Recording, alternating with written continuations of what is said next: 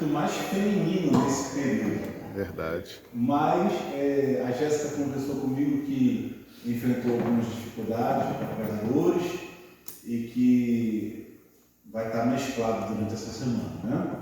Então, como eu estava vindo fazer a comissão hoje, ela disse assim: pastor, você vai fazer a comissão, então você prega, né? Amém. Soldado no quartel não pode ficar, né, sem fazer nada. Verdade. Aí a Jéssica me pegou pelo pé para pregar hoje aqui. Que bênção. Mas louvado seja o nome do Senhor. Amém. E hoje nós vamos falar sobre uma parábola muito importante, que eu acredito que talvez muita gente já leu muitas vezes, porém não entendeu o sentido real, o peso dessa parábola. Porque não é simplesmente cobrança e multiplicação. Deus está falando de dinheiro. A parábola dos talentos, Deus está falando de muitas coisas e menos a respeito de dinheiro, apesar que o que envolve a parábola são talentos, são valores. Mas os valores que Jesus estava falando são outros, muito superiores a apenas questões financeiras.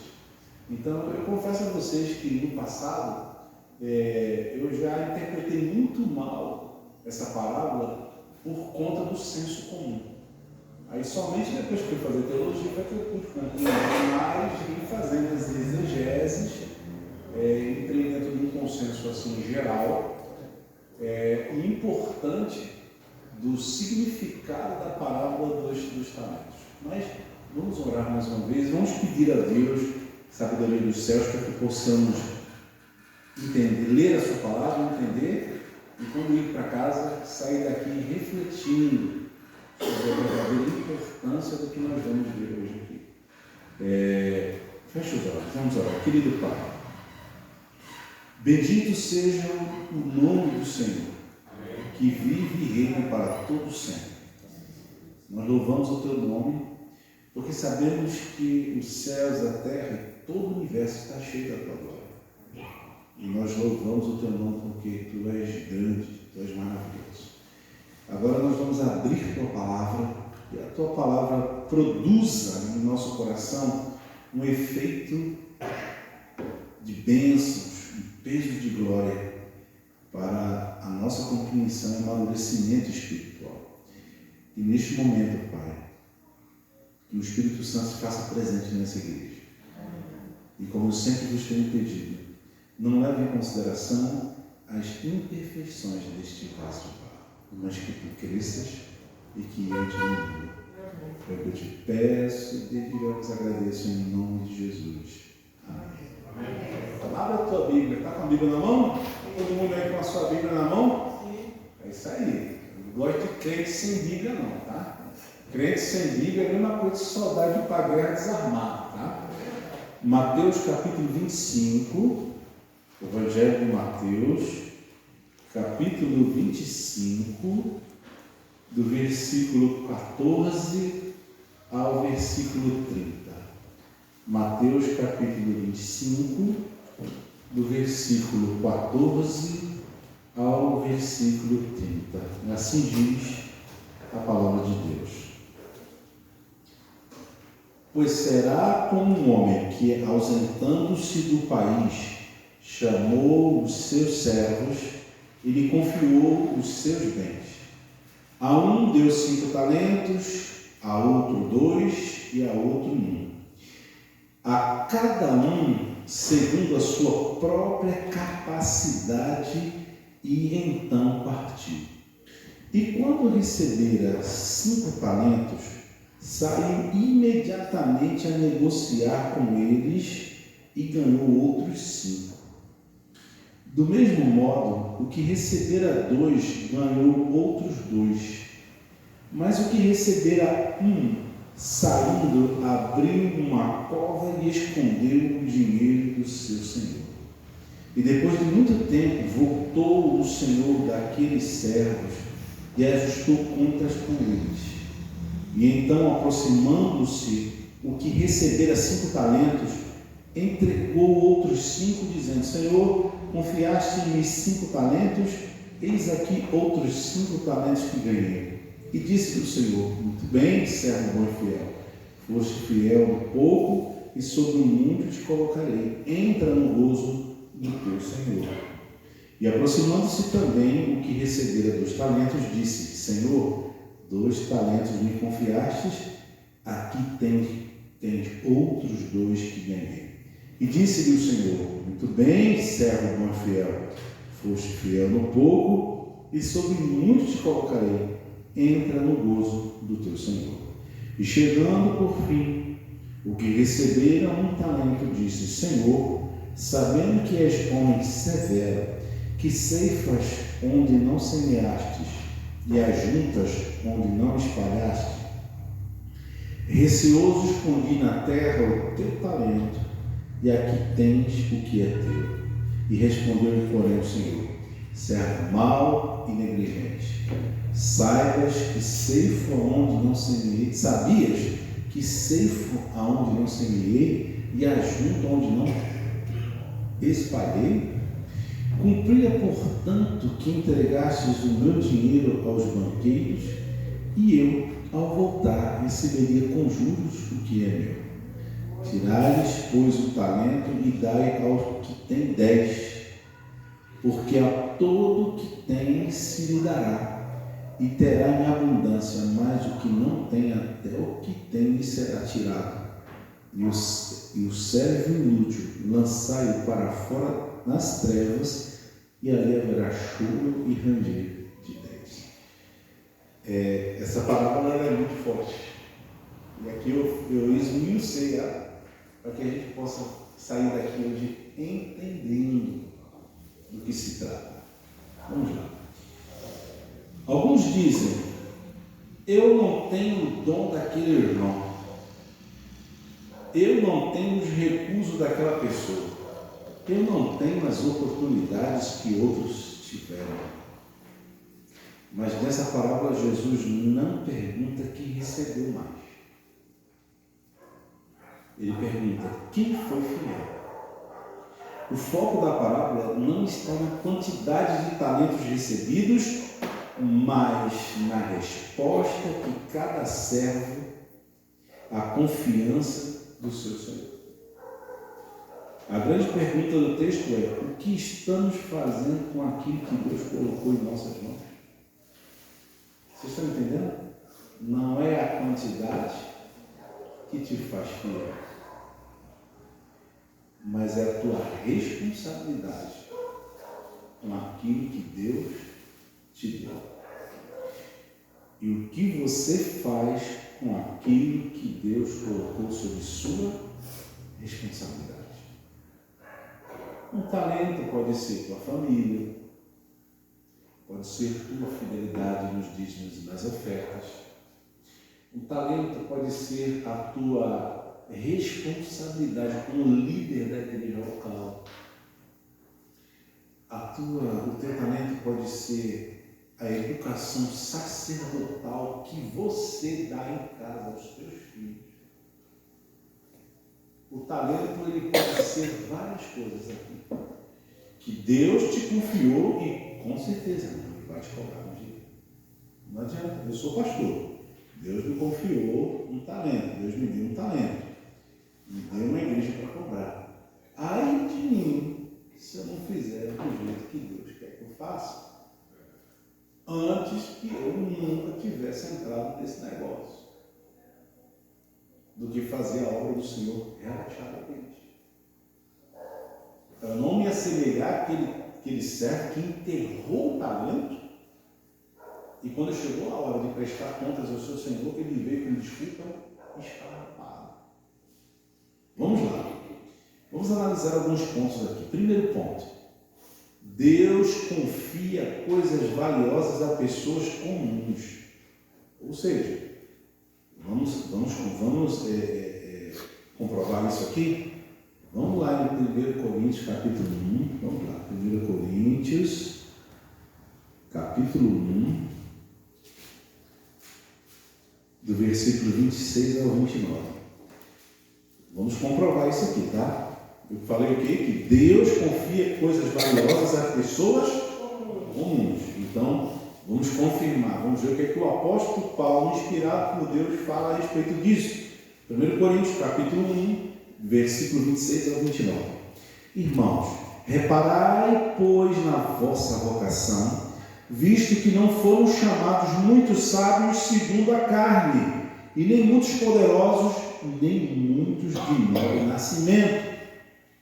Pelo contrário, Deus escolheu as coisas loucas do mundo para envergonhar os sábios. Escolheu as coisas fracas do mundo para envergonhar as fortes. E Deus escolheu as coisas humildes do mundo e as desprezadas e aquelas que não são para reduzir a nada as que são, a fim de que ninguém se vanglorie na presença de Deus. Em outras palavras, Deus, Ele chama quem Ele quer. Deus, Ele não chama capacitados. Ele capacita os que chamam. A nossa postura diante de Deus deve ser de humildade, para que possamos desempenhar o que o Senhor nos concedeu. Lembra quando Deus chamou Jonas para ir para Nínive? Ele não quis ir, porque Nínive, e com certeza, ele ficou com medo. Ele ficou com medo de ir, porque Nínive era um lugar extremamente perigoso. Mas Deus é muito maior do que o perigo de Nínive. Deus sabia que se Jonas pregasse lá, que ele poderia se arrepender. E Jonas não queria cumprir o propósito de Deus, porque o propósito de Deus está acima do que qualquer coisa que nós venhamos cogitar em nossa mente. Então, voltando ao primeiro ponto, Deus confia coisas valiosas às pessoas comuns. Um deu 5 talentos, o outro deu 2, o outro deu 1. O Senhor da parábola entrega seus bens aos servos. Isso revela algo profundo sobre Deus. Ele escolhe confiar na sua obra, a sua obra a seres humanos. E Deus poderia fazer tudo sozinho, mas Ele decidiu envolver seus filhos em seus propósitos. Os talentos representam tudo aquilo que recebemos de Deus. Nossa vida, nossa família, nosso tempo, nossos dons, nossa influência, nosso chamado e principalmente as oportunidades que Ele nos dá. Nada disso é nosso por direito próprio. Tudo é uma administração temporária. Vamos refletir aqui. Se Deus lhe pedisse hoje uma prestação de contas, o que você apresentaria diante de Deus? Pare, observe tua vida, veja como você tem caminhado diante do Senhor até o dia de hoje. E pense, reflita, se Deus te chamasse para ter uma conversa, para poder fazer um ajuste de pontos, como que você se sairia dessa conversa? Semana passada eu fiz um final de semana da família em Paraty. Estava lá, fui na sexta, sábado e domingo. E a primeira pregação que eu fiz foi sobre inteligência emocional. Eu fiz uma pergunta para os casais, ou para as famílias, né? Que foi algo mais extensivo às famílias. E eu fiz a seguinte pergunta: no que diz respeito à inteligência emocional, que nota a sua esposa dá para você? Ou que nota o seu esposo dá para você? Eu dei papel para cada um, mas ninguém se atreveu a escrever nada. Nada. Porque às vezes o autoconhecimento pode ser muito duro. Existem 3 coisas no planeta que são classificadas como as coisas mais duras do universo, ou mais duras do planeta Terra. O universo é muita prepotência da minha parte, né? Não é isso, Alexandre? A gente mal sabe o que tem aqui no planeta Terra quanto vai lá fora, né? Mas Benjamin Franklin, cientista, dono de muitas patentes aí, ele classificou como, aqui no planeta Terra, as 3 coisas que são consideradas mais duras do nosso planeta. É o diamante, o ferro e depois o autoconhecimento. Você sabe por que o autoconhecimento é duro? É porque nem todos estão dispostos a ouvir um ponto que é defeito do teu caráter, dos teus procedimentos, e realmente ser humilde o suficiente para poder mudar o roteiro. E quando a gente não muda o roteiro, a gente transforma a vida de quem está do nosso lado em um verdadeiro inferno. Porque o autoconhecimento nunca chega. E quando o autoconhecimento nunca chega, ou seja, sem autoconhecimento, não existe transformação. E onde não existe transformação, predomina a deformação. Mas esse é outro assunto. Eu já conversei com o irmão Alex no início do ano. Eu quero fazer um final de semana da família aqui, com a igreja de Paraná. Uma glória ao Senhor. Então vamos lá. Se Deus te pedisse hoje uma prestação de contas, o que você apresentaria para Deus? Não do dinheiro apenas, mas do amor que recebeu, da palavra que você ouviu e das oportunidades que teve para fazer a obra do Senhor e você não fez. Se hoje Deus chegasse para você e falasse assim, Alex Rezende, vamos conversar a respeito dos cultos familiares que têm acontecido na sua casa. E aí? Isso é algo hipotético, irmãos, que eu estou falando aqui, viu? Porque eu sei que na casa do irmão Alex não falta culto, não. Em nome de Jesus, né? Se Deus chegasse assim e me chamasse, Joseph, eu quero conversar com você a respeito dos cultos familiares que na sua casa que não tem acontecido. Você é sacerdote. Eu te chamei para ser um ministro do Evangelho. Como que você está exigindo espiritualidade dos teus líderes se você mesmo não faz? Vocês estão entendendo? Um dia Deus chama para conversa. Ele chama.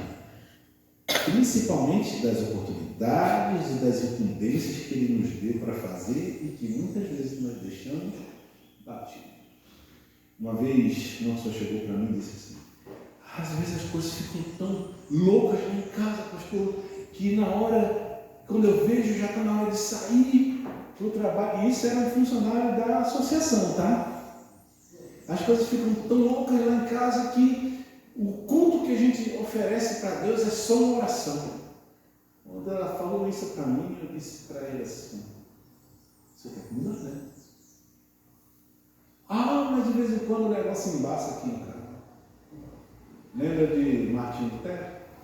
Ele disse que quando o negócio embaça, vamos usar a mesma expressão dela, quando o negócio embaça, aí que tem que orar mesmo. Aí que a gente tem que buscar a face de Deus. Um dia desse eu cheguei em casa cansado, depois de um dia de trabalho no distrito. Aí tomei, quando você toma aquela ducha aqui, parece que desaba o cansaço de uma vez só, né? Aí a Ritinha falou assim para mim, já vai dormir? Eu falei, vou orar primeiro. Aí fui orar. Aí a Ritinha disse que quando deu por volta assim, umas 2 horas da manhã, toda esposa faz isso, né? Todo esposo também faz isso. Você sente a falta da mulher, você passa a mão do lado assim, né? Aí você fica na dúvida se o arrebatamento secreto existe mesmo. Normalmente elas levantam para ir no banheiro, tomar um copo d'água e vice-versa, né? Aí minha esposa passou a mão assim e não me achou. Aí ela levantou, chegou lá, ela me encontrou debruçado na cadeira, de joelho, apagado no sofazinho lá. Aí ela me chamou e disse assim, está na hora, né? 2 horas da manhã, você apagou aqui. Aí eu levantei todo o grau e fui para a cama dormindo. Mas eu tenho certeza que Deus aceitou a minha oração, porque eu fui a Deus sem a menor condição nenhuma, porque a mente do ser humano chega que não processa mais, né? Então, mas eu fui. E depois eu orei a Deus e pedi para você, me perdoe, porque a parte humana não suportou o peso, né, do cansaço. Mas a gente tem que cumprir aquilo que Deus nos pediu para fazer. Segundo ponto, o maior inimigo da fidelidade nem sempre é o pecado. Às vezes é a omissão. Os 2 primeiros servos fizeram algo e o terceiro não destruiu o talento, mas ele também não roubou, ele não desperdiçou, ele não gastou, ele apenas o enterrou. Seu pecado foi a inércia e muitas vezes pensamentos que estamos bem porque não cometemos grandes pecados, é isso aí que nos leva ao abismo. Ah, mas eu não estou fazendo nada, eu não estou pecando, eu não fiz mal a ninguém. Cuidado com esse tipo de pensamento. Tem um ditado antigo que diz assim: quando você fica lá em cima, lá olhando para um buraco lá embaixo, um buraco que chama. Você tem que ter cuidado. O reino de Deus não é apenas evitar o mal, é também praticar o bem. Quando a gente se omite, nós estamos pecando também. Há talentos enterrados em muitas vidas, orações que não são feitas, ministérios que nunca começaram, pessoas que nunca foram alcançadas, sonhos que Deus plantou e foram abandonados.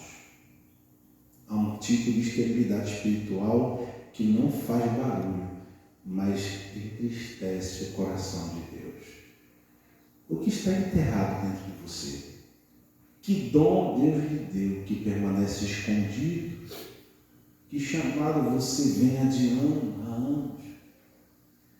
Terceiro ponto, o medo produz paralisia espiritual. Lembra do terceiro servo? A Bíblia é bem clara que ele diz assim: eu fiquei com medo e por isso eu fui cavar um buraco no terreno para ele. Essa é uma das frases mais tristes da parábola. Ele não fracassou por falta de capacidade. Ele fracassou porque permitiu que o medo governasse a sua vida. E muitos cristãos vivem assim. Têm medo de errar, de ser criticados, começar algo novo, assumir responsabilidades e testemunhar de Cristo. Eu me lembro quando eu morava em São Paulo, eu fui trabalhar, a primeira empresa que eu trabalhei em São Paulo foi uma indústria têxtil chamada Andrielo S.A. Era uma loucura, ou seja, ela tinha 5 filiais, eu trabalhava na matriz, só a matriz tinha 420 funcionários.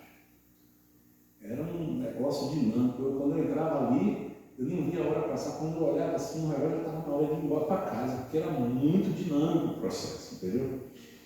E uma vez eu vi um rapaz cometendo um erro dentro de uma empresa, principalmente numa área industrial que tem um segmento linear, que passa por etapas. Quando você erra alguma coisa lá na frente, lá atrás, à medida que vai avançando para subsequência, as pessoas vão na mesma vibe do teu erro. Ou seja, um erro pode levar muitas cabeças a cometer um erro no futuro. Mas eu vi um rapaz cometer um erro ali. E quando ele cometeu um erro, ele ficou desesperado. Eu perdi meu emprego. E aquilo ali teve que ser levado lá para o gerente geral. E graças a Deus, naquele dia, o dono da empresa estava numa maré muito boa. E ele falou assim para aquele encarregado. Ele disse assim: só não erra quem não faz nada. E aquilo ali me chamou a atenção, sabe? Isso aí não é uma mágica para que você saia por aí fazendo besteira e errando. Não é assim. A palavra de Deus é clara, que fala que na multidão dos conselhos se faz a guerra. Se a gente levar aqui para dentro do contexto da igreja, nós temos o que aqui? Temos o pastor, temos os anciãos, temos os líderes de departamento. E Deus nos confiou talentos que podem ser desenvolvidos dentro da igreja. Mas, quando a gente sente insegurança, quando a gente sente um friozinho na barriga em executar alguma coisa, e temos esses homens aqui dentro da igreja, chamados anciãos, que estão aqui para nos orientar, para nos ajudar. Então, se eles enxergarem que o que tu vai fazer vai provocar alguma coisa complexa, que pode prejudicar a homeostase da igreja, ele vai te orientar a você fazer, a não fazer ou fazer da forma correta, que não vai prejudicar a homeostase da igreja. Então, a gente não pode ter medo de avançar, mas a gente tem que ter cautela para que a gente não possa errar. E se errar, nós vamos ter a compreensão de todos de que só não erra quem não faz nada. Se você não faz nada, claro que não vai acontecer nada também. Você está entendendo a questão do talento? Não é? Quem não faz nada, o que a gente tem que fazer? A gente tem que ajustar para que aconteça alguma coisa. Se não acontecer, porque não existe a propensão para fazer as coisas acontecer. A pessoa não quer, em outras palavras, a pessoa não quer. Então, não tem que ter medo de errar, de ser criticado, de começar algo novo, de assumir responsabilidade e principalmente testemunhar de Jesus Cristo. O medo convence a pessoa de que a insegurança é melhor que a obediência. Mas Deus nunca chamou seus filhos para viver no terrão de talentos. A fé sempre envolve risco. Pedro precisou sair do barco. Abraão precisou deixar sua terra. Moisés precisou enfrentar Faraó. Os discípulos precisaram deixar as redes na beira do mar. O medo enterra, mas a fé multiplica. Nós precisamos entender isso. O que você faria para Deus se não tivesse medo? Talvez essa seja exatamente a área onde Deus está chamando você para crescer. Quarto ponto. Deus não exige de todos a mesma quantidade, mas exige a mesma fidelidade. Vocês estão entendendo? É bem claro, né? Cada um tem sua capacidade, cada um tem seus limites, cada um... Deus sabe que até quando você é capaz de ir. Deixa eu voltar um pouquinho para o tema da família. Você sabe por que acontece muito problema dentro de casa e de cobranças entre marido e mulher? Porque muitas vezes um exige do outro além daquilo que ele tem a capacidade de te oferecer.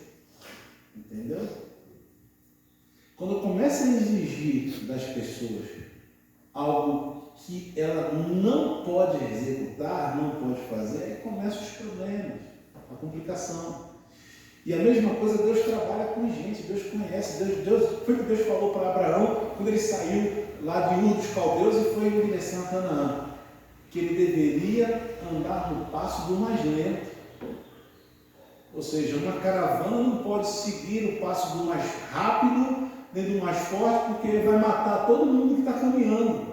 A mesma coisa é dentro de casa, a gente tem que seguir o passo do mais lento para que o comboio possa seguir. E a mesma coisa Deus aplica para nós hoje. Deus não vai colocar nas tuas costas uma carga que você não tem capacidade de carregar.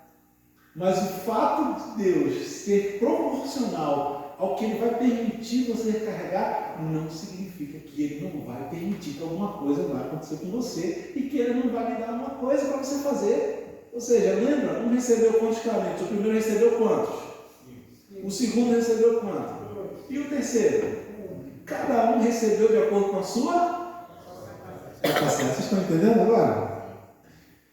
Uma das coisas mais belas do texto é que o servo dos 5 dos talentos receberam a mesma aprovação. Muito bem, servo bom e fiel. O Senhor não disse: você produziu mais, então eu amo mais você do que o outro. Não, a recompensa foi igual. Porque Deus mede fidelidade, não comparação. O mundo valoriza performance, Deus valoriza fidelidade. Talvez você nunca pregue para multidões, talvez você nunca escreva livros, talvez seu campo de missão seja sua casa, seu trabalho ou uma pequena célula. Mas se você for fiel naquilo que você está fazendo, você vai ouvir as mesmas palavras do Senhor. Servo bom e fiel. Sobre o pouco foste fiel, sobre o muito te colocarei. Você está tentando impressionar pessoas ou agradar a Deus? Quinto ponto, um dia o Senhor vai voltar. E depois de muito tempo voltou o Senhor daqueles servos. E essa frase carrega toda a tensão da parábola. O Senhor demorou, mas voltou. Cristo também voltará. A questão não é se, a questão é quando. E quando ele vier, não perguntará quantos seguidores você tem no Instagram ou no Facebook, né? O Facebook agora está quase, né? Deu o dedo. Quanto patrimônio você acumulou, quantos aplausos você ofereceu. Ele perguntará: o que você fez com aquilo que eu lhe dei, com aquilo que eu te entreguei? E nesse dia não haverá comparações.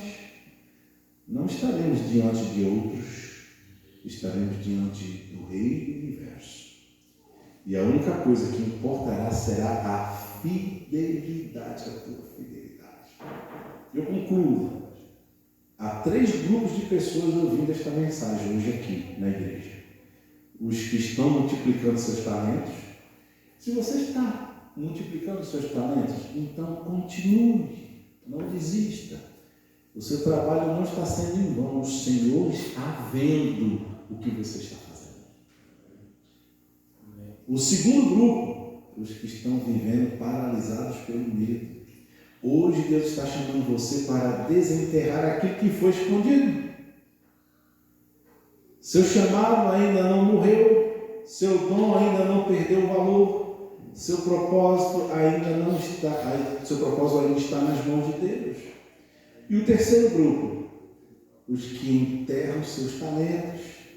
A graça de Deus ainda os alcança, mas é tempo de acordar, é tempo de voltar e é tempo de produzir frutos para a glória do Senhor. Agora, imagine-se diante de Cristo. Olhe para as mãos do Salvador. As mãos que foram perfuradas por amor a você. Então ouça esta pergunta: filho, filha, o que você fez com aquilo que eu lhe entreguei? Que a nossa resposta não seja marcada pelo medo, pela omissão ou pelas desculpas. Que possamos dizer: Senhor, talvez eu não tenha recebido 5 talentos, nem 2, mas aquilo que tu me deste está aqui, Senhor. Não entreguei de volta. Minha família bem conduzida, a minha comunhão com Deus.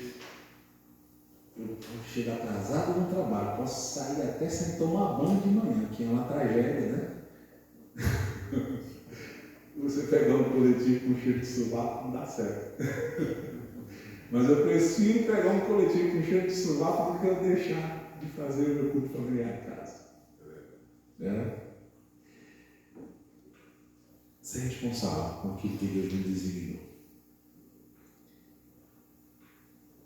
E que naquele grande dia nós possamos ouvir: muito bem, Igreja do Marechal Hermes. Você foi bom e fiel. Você foi fiel um pouco, e sobre o muito te colocarei. Então, igreja, entra no gozo do teu Senhor. Amém. Que Deus nos abençoe. Amém. E que nós possamos multiplicar os talentos. Não importa se é 5, se são 2, se são 1. Só existe uma maneira de multiplicar nada, se você não receber nada. Mas este Deus é Deus de abundância. Ele vai te dar para você multiplicar.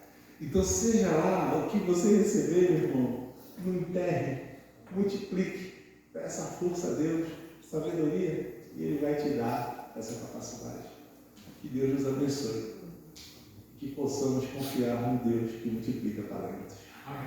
Que Deus nos abençoe. Vamos ficar de pé, vamos cantar no final.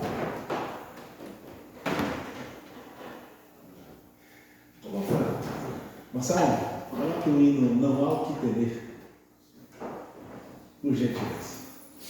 Adora a Deus. Não há o que temer. Tem no hinário também, assim.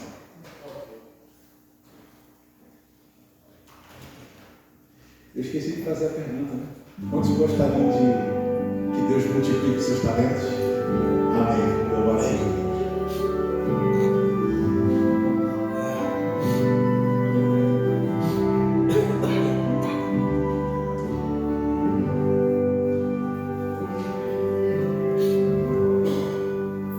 Eu sou o Senhor, Rei de Israel, Santo Redentor, começo e o fim. Sou o Criador, o verdadeiro Deus. Eu sou a cura, sou o poder. Eu sou o Amém, estrela da manhã. Eu morri na cruz, trouxe salvação.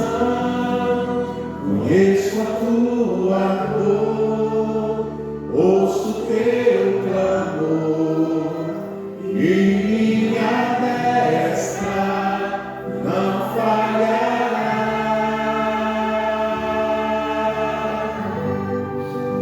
Não há o que temer, contigo eu estou. Não te assombres, porque eu sou teu Deus. Te fortalecerei, te sustentarei com minha mão. Eu serei fiel. Cante. Eu sou o Senhor, Rei de Israel, Santo Redentor, começo e o fim.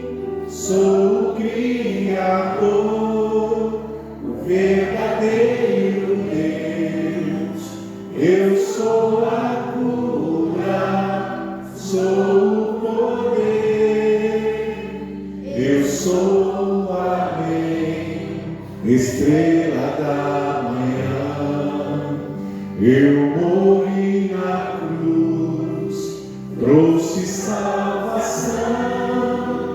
Conheço a tua dor, ouço teu clamor, e minha destra não falhará.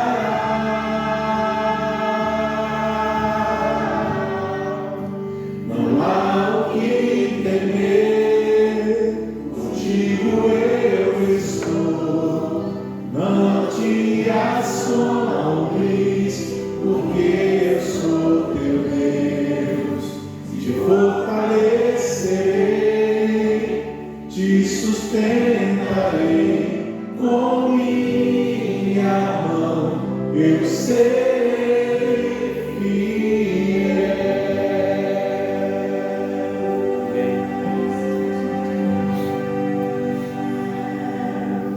Querido Pai Celestial, obrigado pelas bênçãos que Tu nos tem dado, pelos talentos que nós temos recebido das Tuas mãos. Amém.